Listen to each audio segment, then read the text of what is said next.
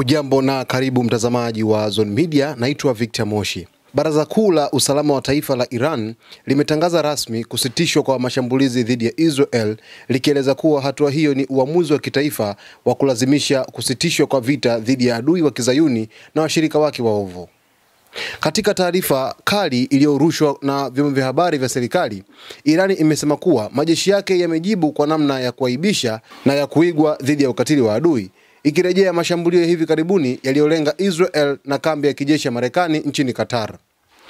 Taarifa hiyo imefafanua kuwa mashambulizi ya Iran yalikuwa ya kiwango cha uwiano na kwa wakati sahihi, na yamelazimisha adui kukubali kushindwa na kusimamisha mashambulizi yake kwa upande mmoja.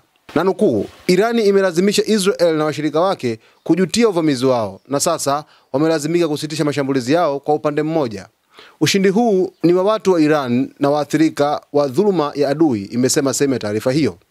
Hata hivyo, Iran imeonya kuwa haijapunguza tahadhari zake na iko tayari kwa hatua zaidi iwapo adui atakiuka hali ya sasa ya utulivu. Jeshi la Jamhuri ya Kiislamu la Iran, bila kuweka imani kwa maneno ya adui, linaendelea kuwa tayari kwa jibu kali na la kuzuia dhidi ya hatua yoyote ya uchokozi mpya, limeonya baraza hilo.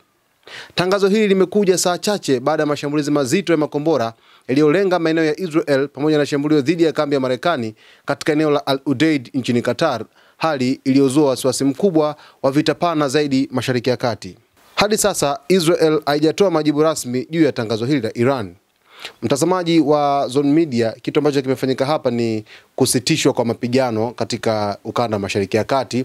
Kauli hii chanzo chake ni Rais wa Marekani Donald Trump alipozungumza wazi kwamba mapigano sasa yamesitishwa rasmi, na Israel wenyewe tayari wametoa taarifa yao ya kusitishwa kwa mapigano kupitia Waziri Mkuu Benjamin Netanyahu. Sasa kila upande unasema kwamba endapo mwenzake atakiuka taratibu hizo, basi itapaswa au itabidi kuweza kushambuliwa haraka iwezekanavyo.